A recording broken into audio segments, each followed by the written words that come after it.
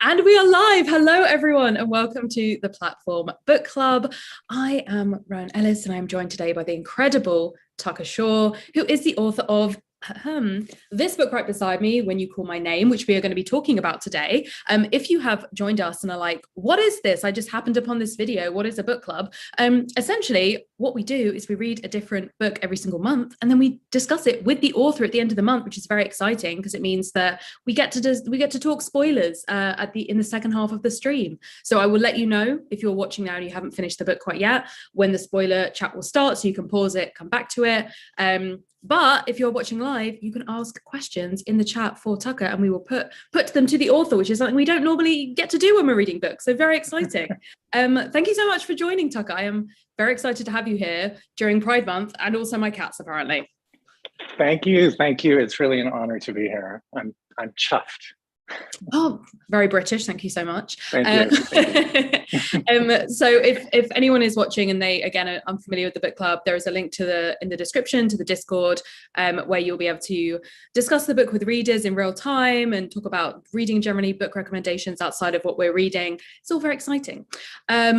So questions. I have prepared some. We have some that have already been submitted by readers, and we will have some in the chat. So very exciting. The first question I'm going to ask is obviously a classic. It's the one we always ask at the beginning. And this one, I think, has maybe kind of an interesting answer, a bit unusual, which is, where did the inspiration from the story come from? Like, how did you basically come to write this book?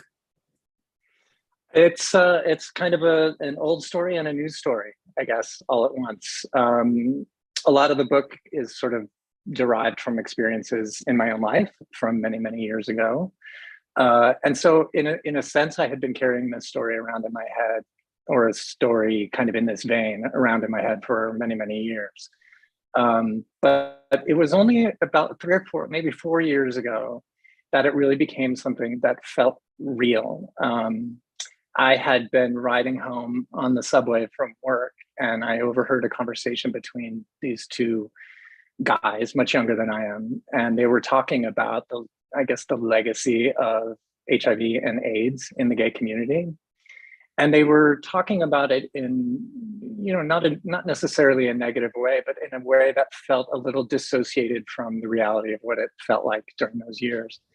And I thought to myself, I guess I'd already known this, but it really, really sort of lit up my brain about how little work we've done to kind of tell the story, not just of the medical angle and the sort of historical data, but the feeling and the culture around HIV/AIDS. And I thought that maybe it would be something that I could contribute, especially for younger readers, to kind of, connect some dots between that time and this time, because it wasn't a different world. I mean, it was different in many ways, but it's the same world, and we're all still here. Not all of us, but those of us who are here. And so I don't know. And it occurred to me that sometimes we talk about that period in really, I don't know, sort of sad terms and sort of just about loss and sorrow, and all of those things are very real. But there was also a lot to that time that was creative and filled with humor and love and connection. And so I really wanted to try and render some of those things.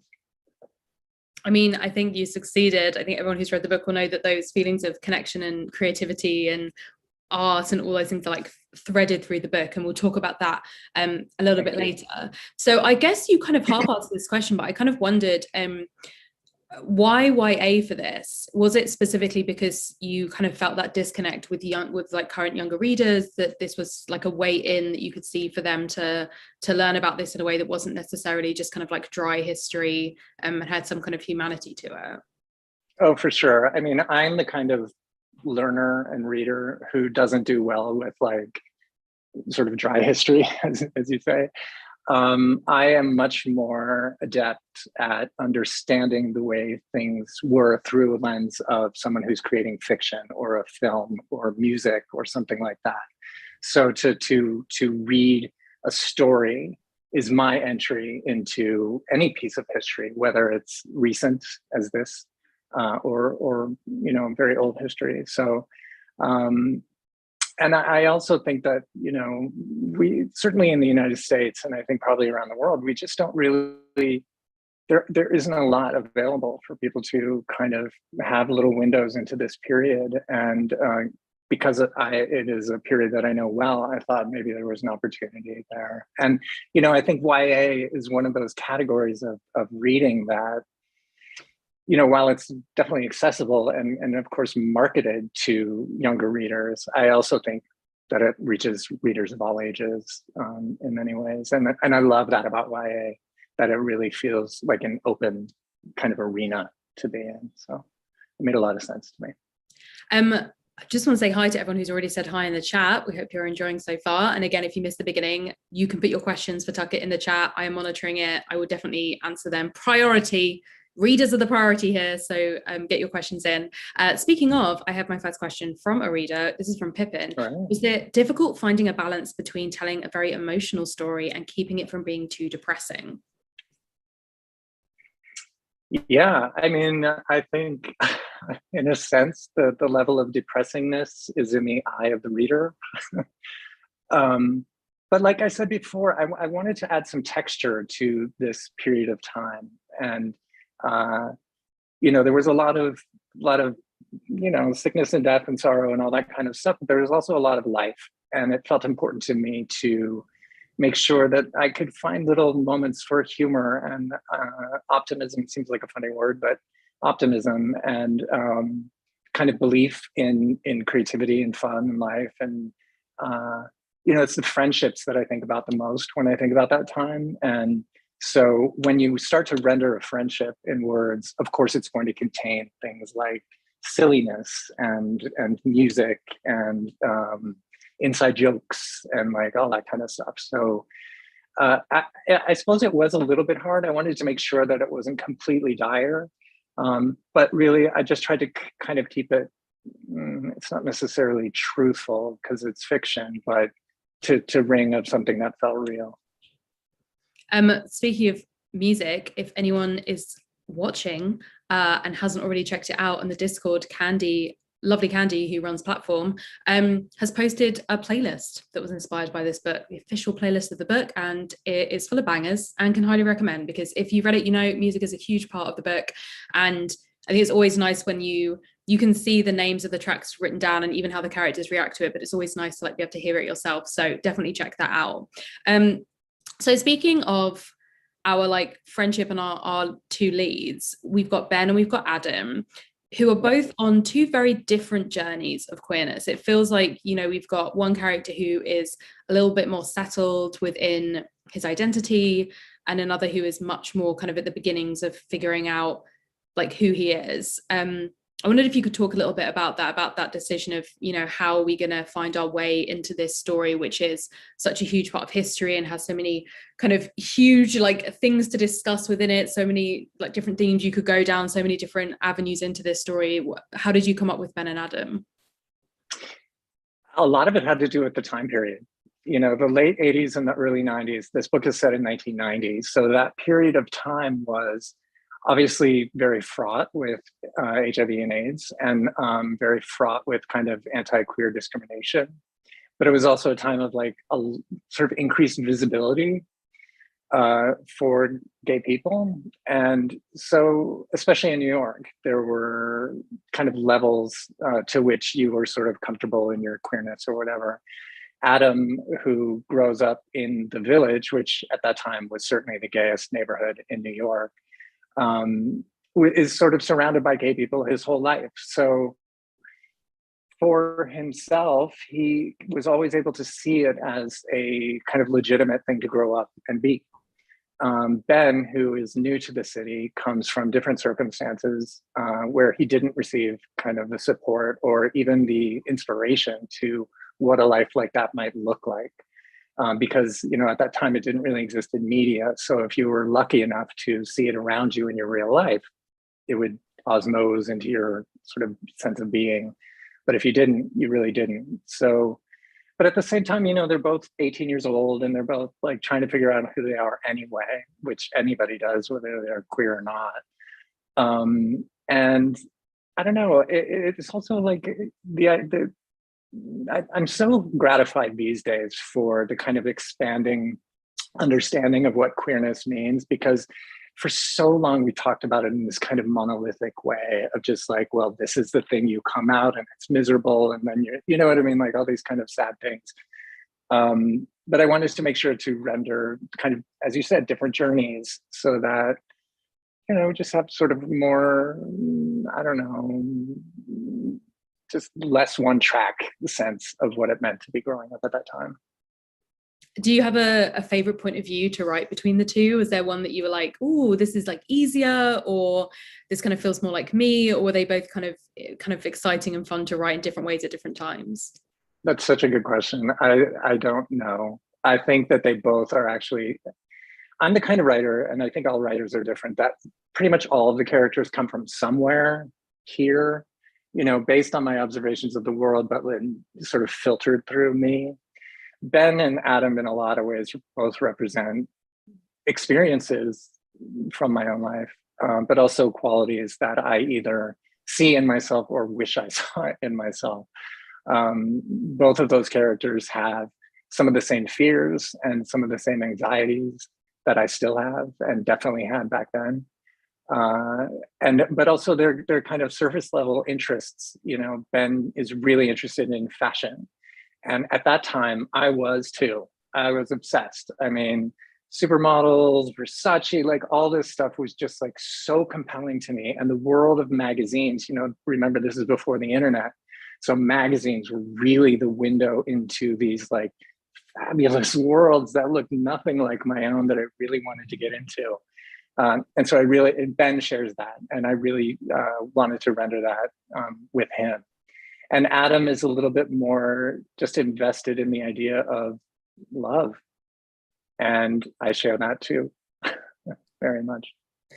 One of the things that I think all of us when we were reading picked up on, and that I really appreciated, because when you talk about like writing different characters and having different points of view, you have to make sure the voice comes across really strongly. Mm-hmm. And one of the ways that you did that was I really, really loved, was looking at these interests that they had, and not just saying like, oh, by the way, Ben's really interested in fashion, like Adam quite likes film, but the way that they viewed the world was also through that lens. So they would, when Adam is like looking at something, he sometimes can't help but picture like, oh, if this was a movie, this would be this kind of scene, or this is like the framing, it looked like this kind of cinematography. And it was just so interesting to see that you'd kind of included like not just their personalities but their interests, and weave those into how they viewed the world. When you were coming up with the characters, was that something that came from the very beginning, that you sort of knew them and knew their interests as you were going through, or did you come up with their personalities first and then add these little sprinkles of their lives like at a later time? I'm so, first of all, really glad to hear you say that.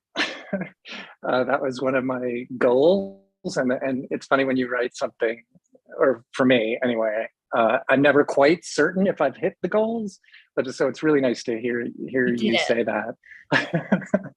I really, you know, Ben, for sure, I thought a lot about his sense of self-worth and how much of that is wrapped up in the way that he looks and the way that he feels he's being perceived, and the way that he sort of sees these fantastic worlds of fashion magazines as some kind of achievable ideal, which, you know, is a little bit of a false promise, obviously, because those are fashion magazines. They're not real. The people aren't, only barely real.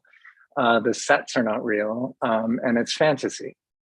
Adam, again, I think because he grew up in New York City and because he grew up in an environment that allowed him to be creative and think of himself as a creative person, even though in the book he's not certain what it is about film that he loves so much, he just knows that film and movies are a safe space for him, and it's where he finds resolution to the ideas of love stories and romance and adventure and all that kind of stuff. And so for him to be able to impose the possibility of those things onto his own life, he looks at things through the context of film, because that's how you create those things.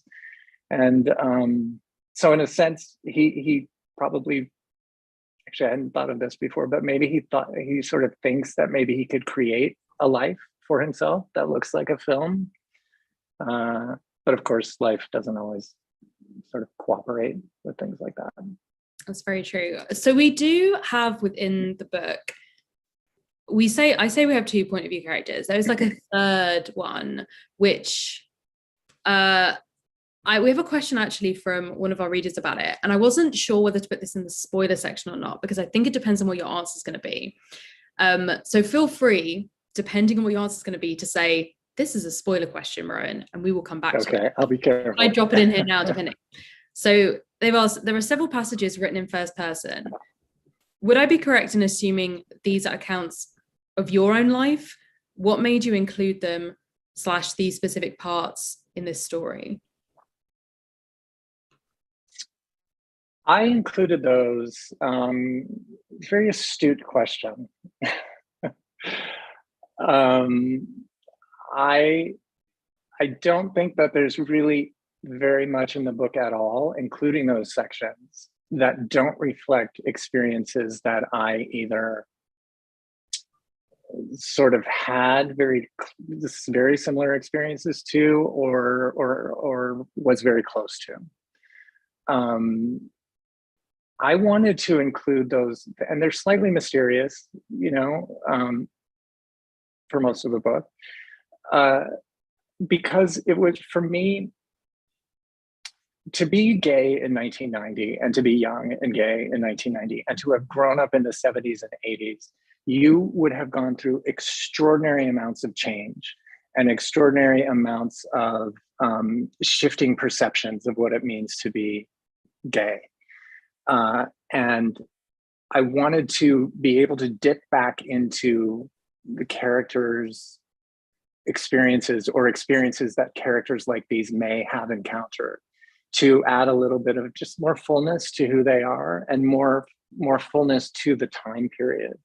So even though there is a little bit of mystery to those moments.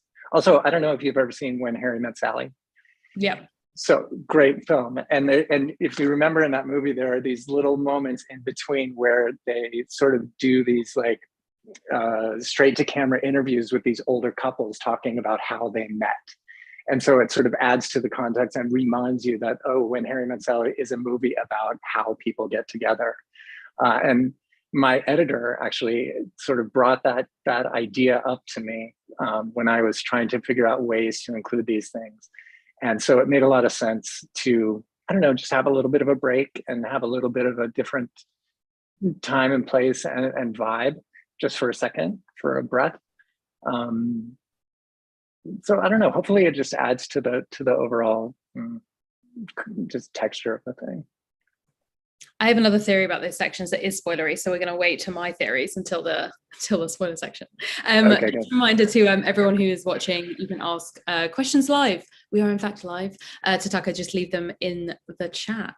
I know that you've seen a few of the other streams, so you'll probably be expecting this question, but I'm really keen to hear your thoughts on this one, because I feel like there's a lot of characters in this book who have very rich inner lives, but are like side characters within the story of these two boys. So we see like a little bit of them, and then, you know, it's only really through the eyes of these two teenagers who also have a ton of stuff that's going on in their lives. So there's potentially a lot of characters that you didn't get to explore like their particular life fully, but more just how they intersected with these two boys. So if you could write something, whether it is another book, a short story, a little article, something from the point of view of one of your characters that you didn't write their point of view for in this book, do you have one that you're like, oh, I'd love to dig into them a little bit more?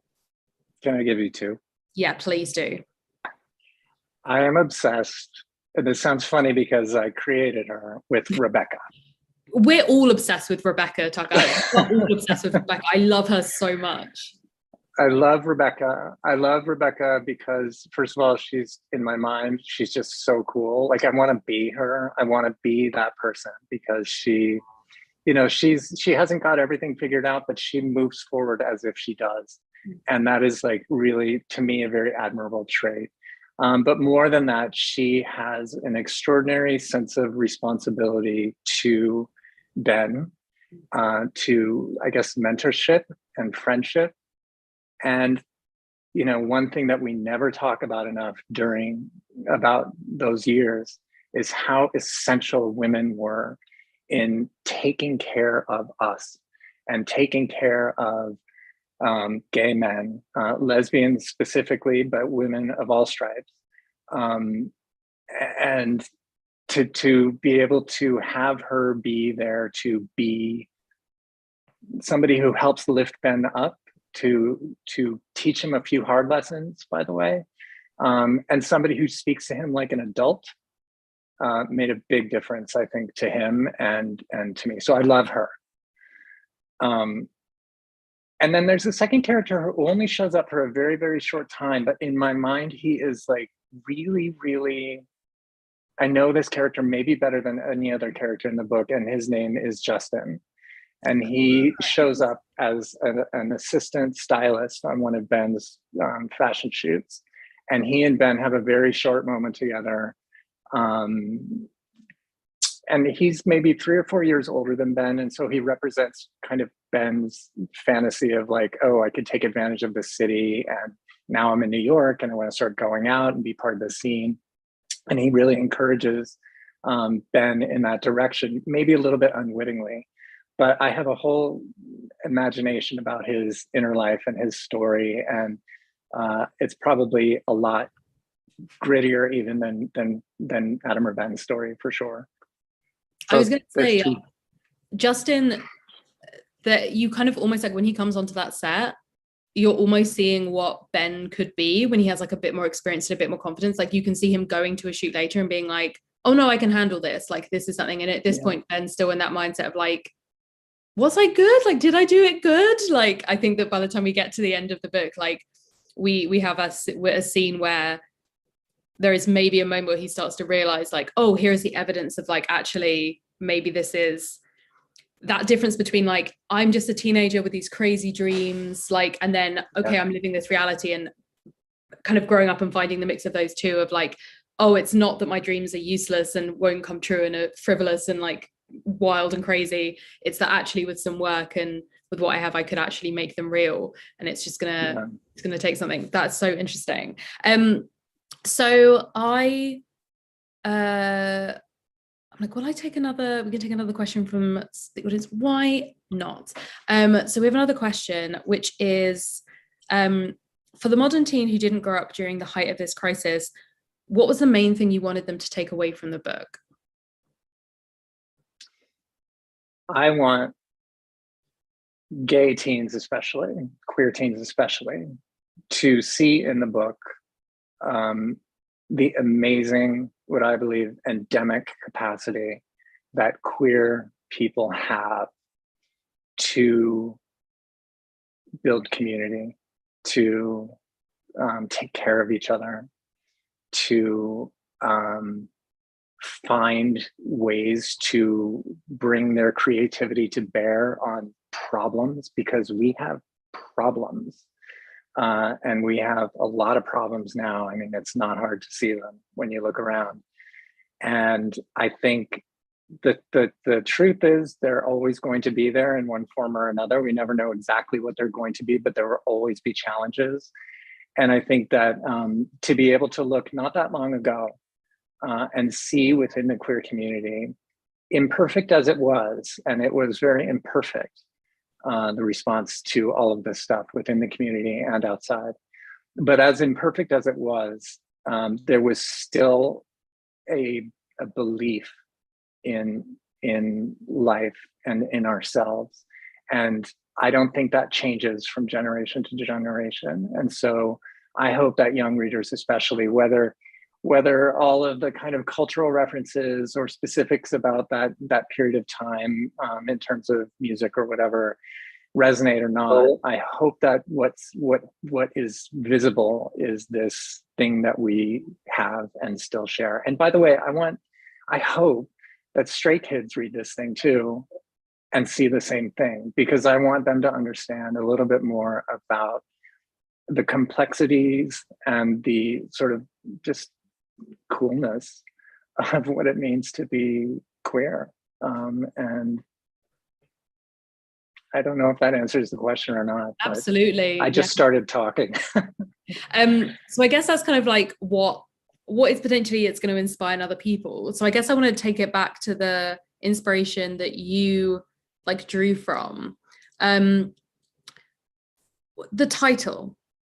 I need to know, when did this come up? Like, was it always called this? Because obviously it feels very much like a reference to another name-based queer story. Was that something that was conscious? Was this something that was like came in with, well, like you were saying, your editor would suggest things within the story itself? Tell me how the title came to be.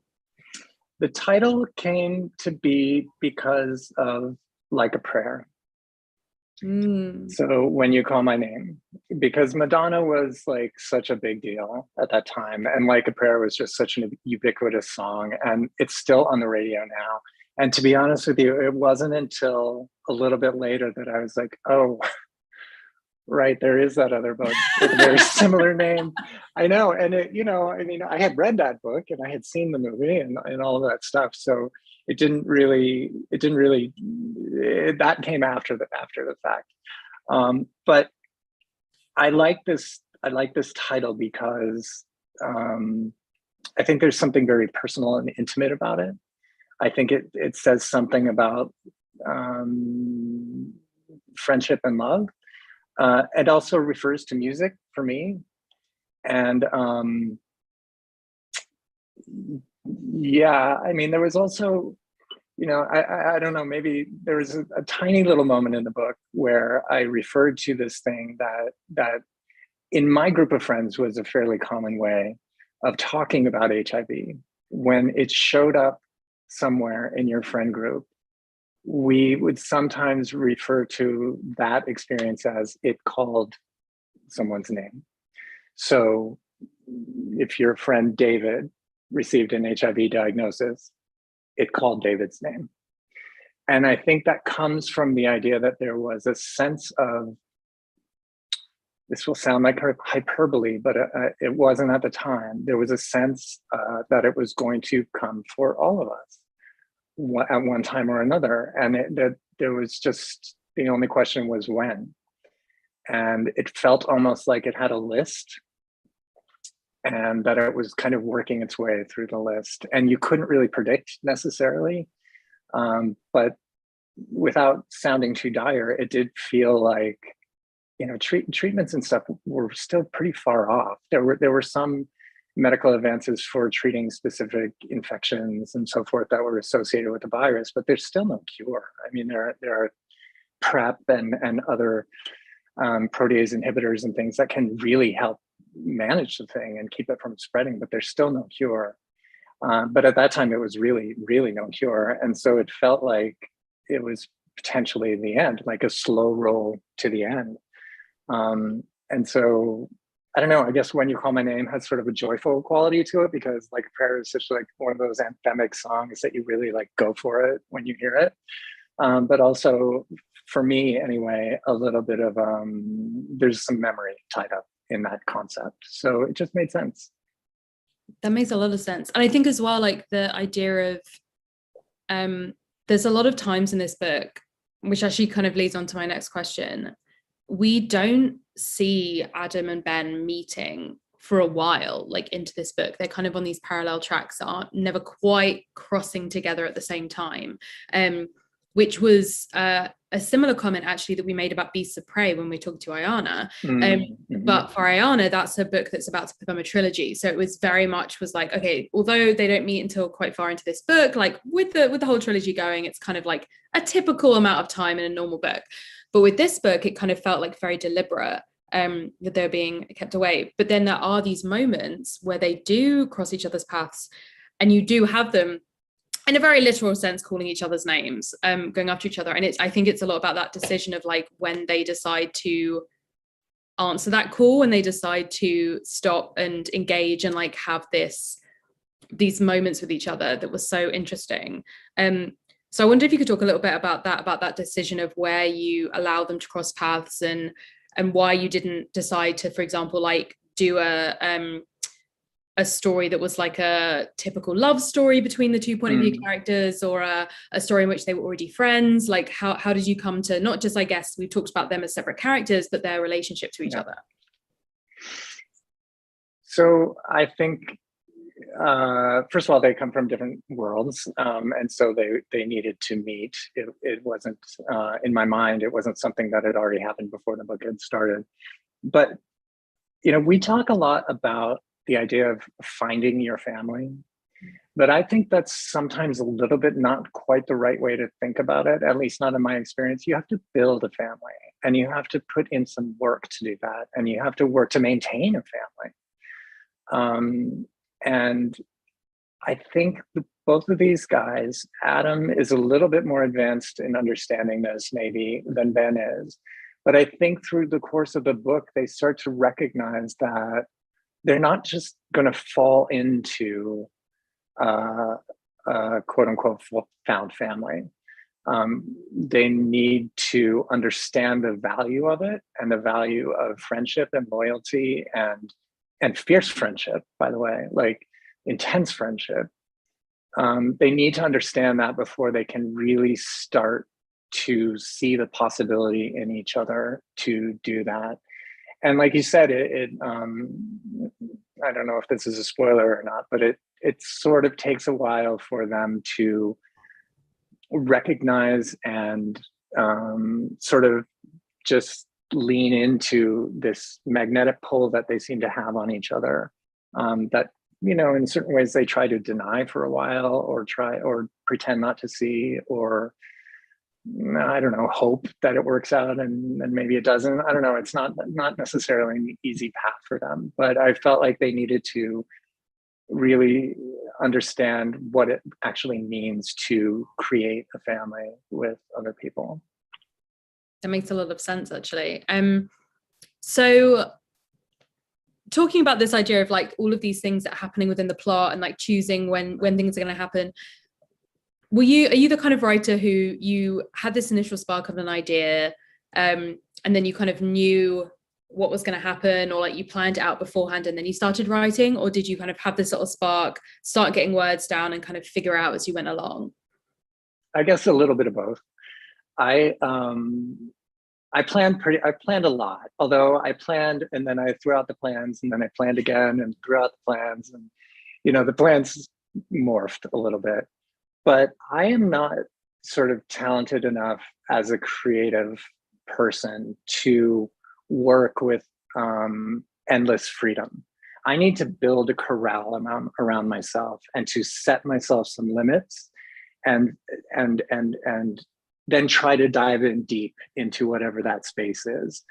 Because the idea of just open skies and just endless horizons it's actually a little bit frightening to me, and paralyzing. Like I don't know which way to go. So yes, I planned it out kind of beat by beat by beat. And I didn't necessarily stay attached to those plans all the way through.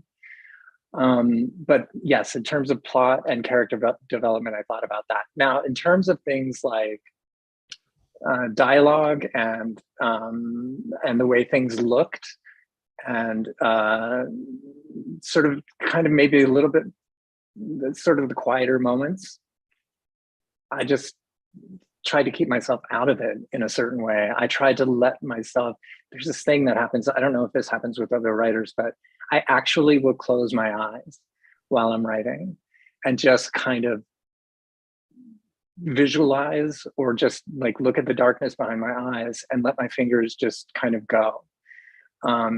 And I don't mean to suggest that like it's like a Ouija board or something where like, like things are just happening in front of me, but I do try to not, and this is hard, to not get in my own way, and to not second guess myself as I'm going, because I have a tendency to just question myself into not being able to move any direction at all. So I don't know if that answers your question. I planned, but I also allowed myself to kind of just wiggle around in those plans a little bit.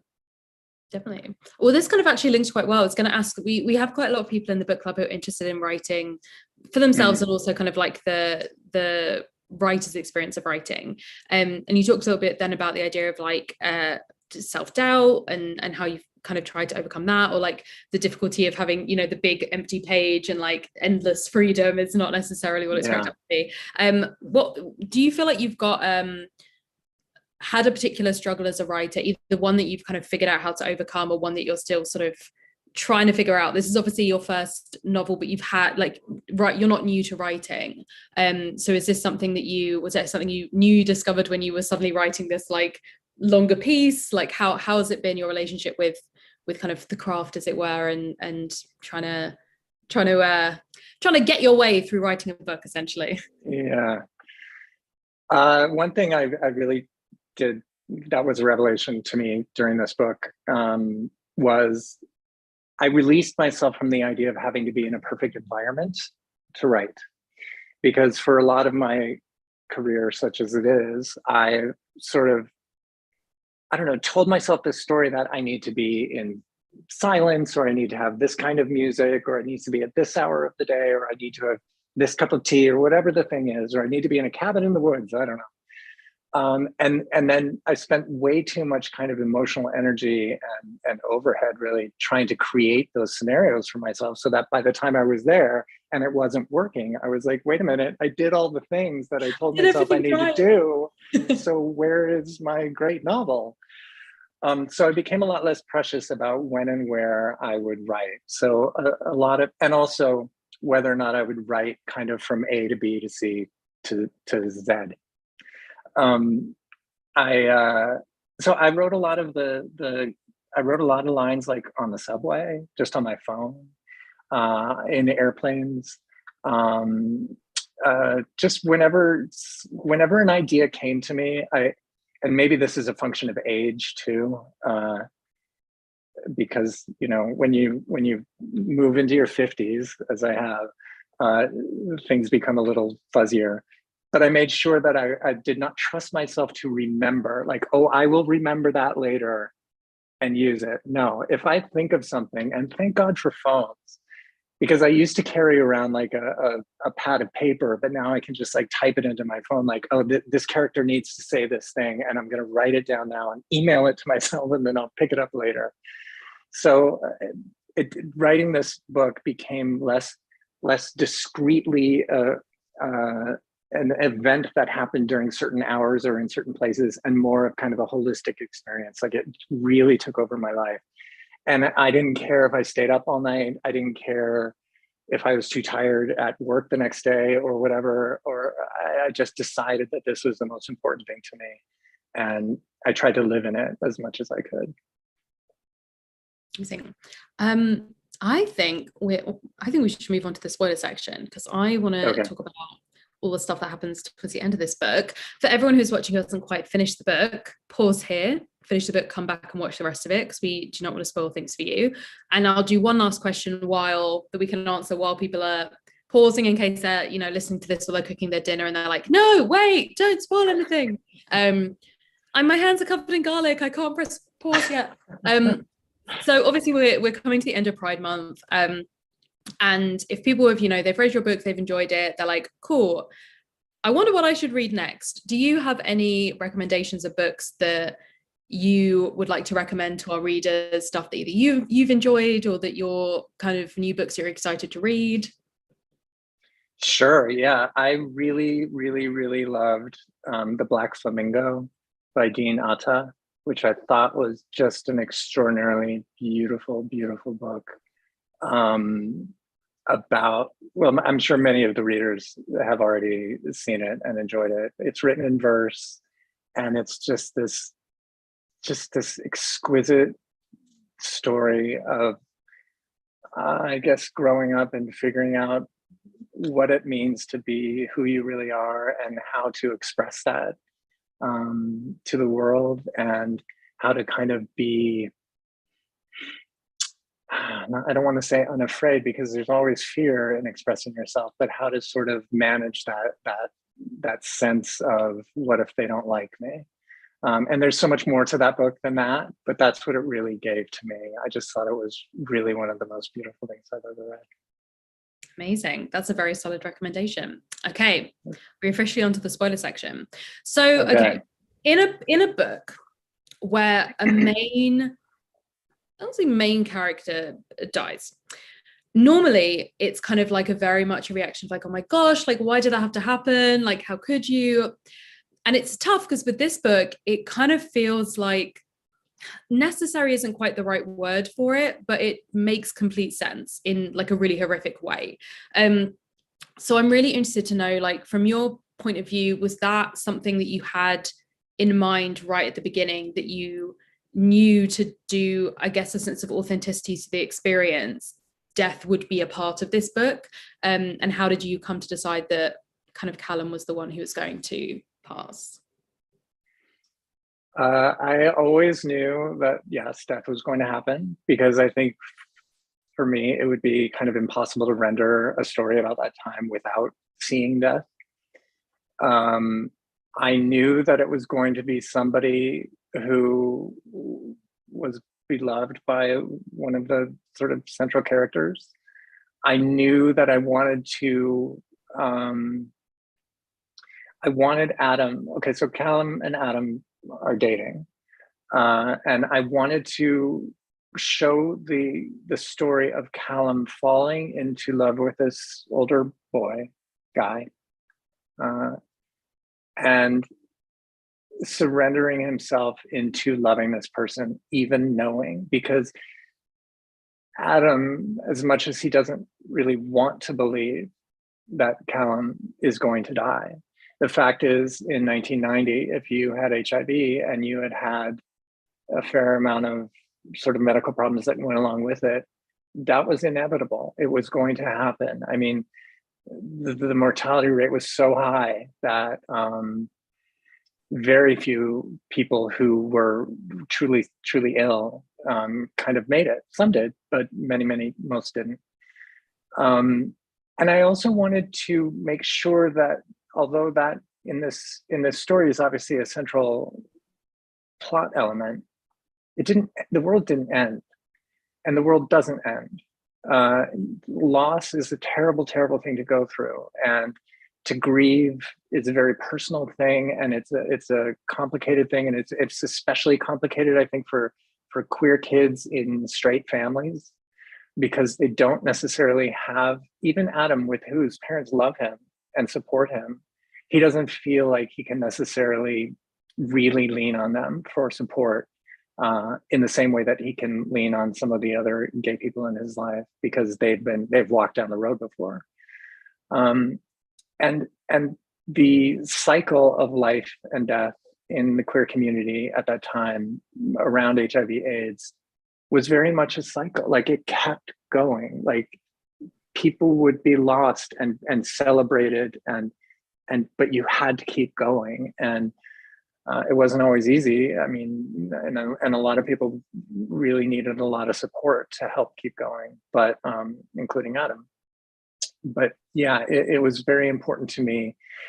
And, I think also we live in this kind of amazing time for queer literature for young people. I mean, I know there's so much more that needs to be written and told, but from my perspective, it's so much more than there used to be. And there's so much beautiful writing about the queer experience that really does celebrate joy and romance and rom-com and, all these like amazing things that just didn't exist at all before. And so I felt like maybe there was room for something that was just a little bit more reflective. I don't necessarily want to call it desperately and completely sad, but it's certainly more reflective and more understanding of, joy and despair don't have to live in opposite worlds. Like, they can exist in the same person and in the same time and in the same world, and they should. I really love this book, and I think that it's like one of the classic examples of why, when we're discussing sort of tropes and things like that, and in a negative way, that we need room for nuance. Because I think that just because there is a queer character who dies in this book, and multiple, like in the background of, especially when we're talking about Jack and Victor's kind of friendship group and everything that's happening around kind of their lives being very focused on caring for their friends and making sure that their family is okay as much as they can be. It'd be very easy from the outside to be like, bury your gays trope, another dead gay classic. But I think that there's a lot of trappings of that trope that are very much avoided. Like you said about the idea of it not being like the big finale ending of like big shock value, or it not being a and now this is what the straight people learn from Callum's death. Like it's all of these things that are actually with the trope, and like why it's not a necessarily positive thing are very much not how it's used here. And I think you're completely right that would seem like, I guess, disingenuous to have a story that focused in on this period and on specifically on the epidemic, and then be like, don't worry because everything was fine. Like it kind of felt like it wouldn't do kind of justice to that. Did you have anything within the book, any parts that ended up getting cut or that you didn't have space to include, that you like knew had to go for the sake of the book, but that you were like, oh, I really liked that particular moment or that particular character or whatever it is, or was it kind of because you'd done that planning in advance, it all kind of ended up staying pretty on track? Well, I'm sure a lot of people will be grateful for this, but so the book is, I think, something like 90,000 words, and I cut 70,000. So it was almost twice as long. So the answer to that question is yes, there was quite a bit that was cut. Yes, there was a lot that was cut, and mostly for good. There are a couple things that well, for example, we talked about Justin a little bit earlier, and he had a little bit more of a story that, you know, ultimately probably created more complications than really added things like nuance. So while I was sad to see that kind of go, I did kind of, you know, editing is kind of everything when you're writing, really, at least for me. I mean, I let it rip at night and then I edit during the day. And it almost always makes things better and sharper. So I think also maybe the relationship between Adam and his parents, I did cut a couple of scenes that I might regret a little bit now, honestly, if I'm being really truthful, because his relationship with his parents, in my mind, is obviously they support him and they love him and they try to understand him. But I think one thing that I wish I would have rendered a little bit more or left in was his desire to be a grown-up without them. And so this is a very common thing, I think, for teenagers to outwardly reject your parents' support because it's putting a line in the sand, or, you know what I mean? It's almost an expression of believing in your own strength. And so I wish maybe that had kind of existed in the book a little bit more, but I don't know. I think it's better for being 70,000 words shorter.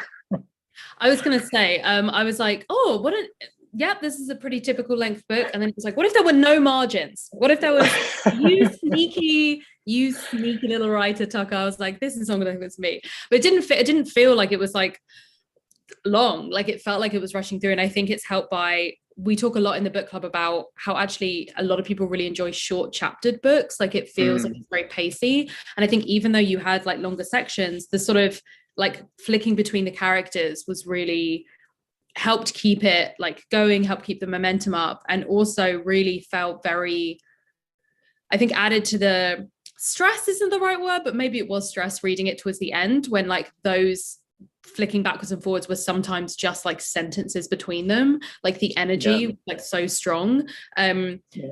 So yeah, no, it was a really, I was like, I see your 90,000 words. I was like, you could have just like been like, okay, we're just going to print it in size 5 font, like it'll still fit in here, add those 70,000 back, it'll be totally fine.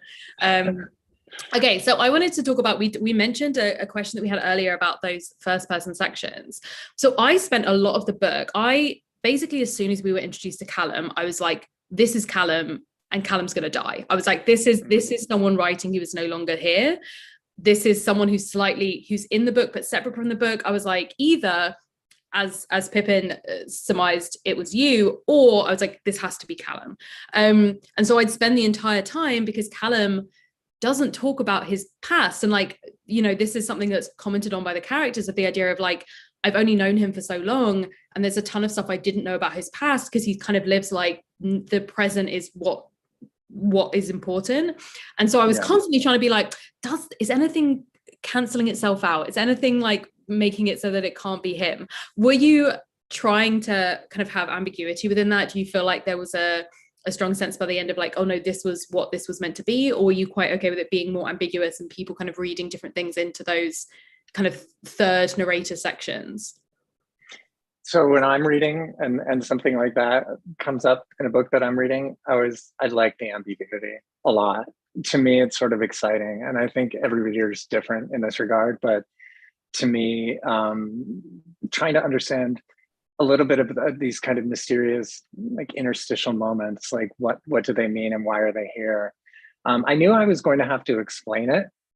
And I'm not sure if that's the right way to say that, because that's sort of a chicken and egg question.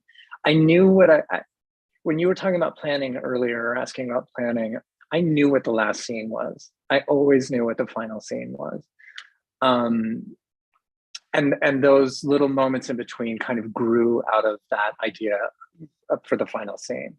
So in a sense, I had obviously a huge advantage as the writer, because when I was putting these things down, I knew where it was going. But yeah, I am comfortable and happy with people swimming around in a little bit of ambiguity. You know, I wanted to, in a kind of global way for this book, really, really carry a lot of ambiguity about a lot of things through this story, because there was so much at that time that didn't feel settled. You know, here's another spoiler. You know, Adam goes for an HIV test towards the end of the story, and we never find out what his result is. Mm. And that was very intentional for me, because even if you, in 1990 or 89 or whatever, if you went for an HIV test, even if you got a negative result, you were not done, unless you kind of closed yourself off from the world for the rest of your life. Because there would come another time when you would wonder, and you would go for another test. And so the idea and also the idea of like safe sex at that time was also very ambiguous. There were rules, but they changed. There were rules about things like flossing your teeth before making out with someone. There were rules about just making out. I mean, and they kept changing. And so when you are 18 and trying to be responsible, and also kind of letting your hormones kind of run the show a little bit, that sense of ambiguity was always, you had to be comfortable living with that, and you had to be comfortable making choices that you felt sharp enough about to make, or just kind of going with the flow when you didn't know the answer. So if those little moments created a sense of ambiguity, I'm happy with that. I think that there's a lot of when we talk about people's attitude to HIV that is still prevailing, right? We have people who are positive who still talk about the fact that people are like fascinated with how they got it still. Like it's such a, and you talk about this a bit in the book, that it becomes this like horrible value judgment that is ridiculous. And I felt like the scene with the toothbrushes was so great for a number of reasons, because it plays into exactly what you were saying about like, he's essentially remembering like, wait, I heard something about this. Is this meant to be a risk? Do I care? Like, how does this work? And I think he's in a situation with someone who's already prepared, who is like, here's like, it's not a question, but you can easily see how, especially someone young, could not know the right information, or could not be confident enough with asserting like, oh, this is something I've heard, like, how am I going to keep myself safe? How am I going to keep you safe? Like, how do we negotiate that stuff?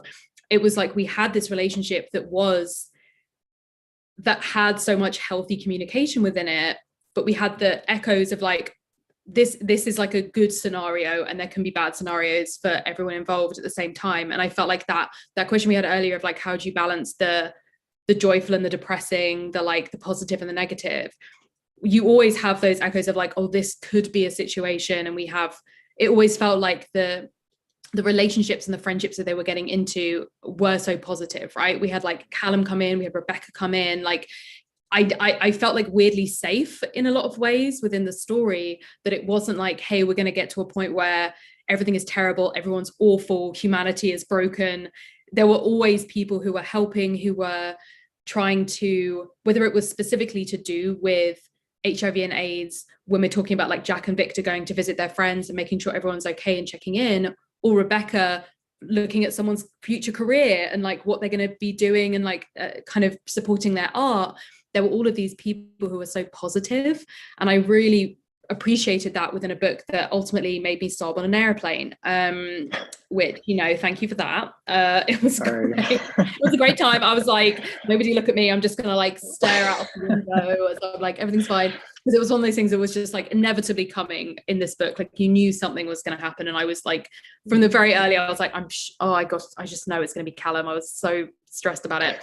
But yeah, I would really love to hear about how you decided like that idea of positivity and that cycle that you talk about of like it not just being like cool, so Callum died, but then by the end like Adam's fine again, like he's moving on with his life, because then we obviously get Jack's diagnosis. So yeah, how did you kind of balance those even towards right at the end of the book? I think I tried to keep it real in a sense, to my experience. People are complicated and they're not always good all the time. Even good people aren't always good all the time. But there is something about difficult circumstances that I believe mostly, and want to believe completely, brings out really good qualities in many people. Not everybody, but many people. And when, you know, again, there was no wrapping things up at that time. There was no finishing. There was no, you know, it just kept coming. It was sort of relentless. And it's almost a survival technique to sort of believe in a future. You know, I think about the idea of optimism a lot, and I don't necessarily think that optimism means you think the future is going to be good. I think it means that you think there's going to be a future. And hopefully it will be good, and you can do some work to try to make it good. But really, the idea of optimism for me is about there will be a tomorrow. Now let's figure out what that tomorrow is going to be. So, and also maybe to just reiterate the idea that like queer people, especially, I think when they take care of each other or when they need each other, they tend to show up. Amazing. We're almost at the end. I would really love to hear, have you had a chance to talk to readers of the book yet? Do you feel like you have a sense of what the reception to the book has been? Because I know, like, obviously still kind of trailing through this pandemic, I imagine that like big, you know, nice big events and tons of readers and chatting and stuff is not necessarily where we've been able to be. But have you gotten a sense of how people have been reacting to the book? Because I know that like us at the book club have really loved it. I from when I started reading it, I was like, I love this prose. It's a gorgeous book, and even with the crying on the plane, still liked it to the end. So yeah, I'm really interested whether you've heard anything from the reception, and if you could share a bit about that. Yeah, not as much as I would like because of that. Because in-person events have really, you know, not been. There's been a couple, but not much. Obviously, there are reviews on Goodreads and things like that. That I'm really appreciative of. I think that one thing that I've heard, especially from younger readers, is a variation on "I had no idea." Mm. And actually, that makes me a little bit emotional to think about that, because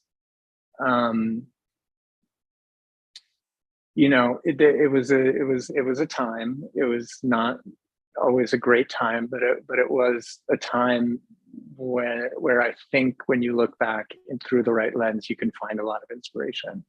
And I wish there were more openings for people to see that. You know, there've been recently, in recent years, a lot more. You know, I Pose on television was just so beautiful and so not always easy to watch, but just extraordinary in kind of opening up this like sense of like, we've always been here and it's never been easy, but we're always going to be here. It's a sin similar in I mean, very different, but sort of set during a similar time to be able to show. I just want to make sure that readers do see in the book, or I hope they see in the book, just kind of a fullness of life during that time, and not to discount it as just this thing that's over, because it's not. By the way, it's still a huge problem around the world. It's different, but it's massive. But you know, it also wasn't a time of hopelessness. It was a very hard time, but it was not a time of hopelessness. And so when I hear from younger readers that see that, that's very gratifying to me. Amazing. What a beautiful answer to end on. Thank you so much again for joining. It's been so wonderful to talk to you and to be able to talk about this book. Have you, dare I ask, because I know we're literally talking about a book that just came out, but do you have anything else in the works? Are you working on anything at the moment? I have ideas, but nothing is real yet. Love to hear ideas. That's what we, I know that everyone who's read this is going to be so excited for whatever you come through with next. Thank you again for joining. For everyone who is part of the book club, have a little look at the Discord. We're obviously going to be starting a new book in just a couple of days when we reach July. Very excited about it. And we currently have books, I think, all the way through October. I think November is our the last one we've announced. So there's tons of exciting books coming up. And you can read along with people, submit your questions to authors. And on the last Tuesday of every month, come and join us for one of these streams. So yes, thank you so much, Tucker. And thank you everyone for watching. Thank you. And we're done. Thank you very much.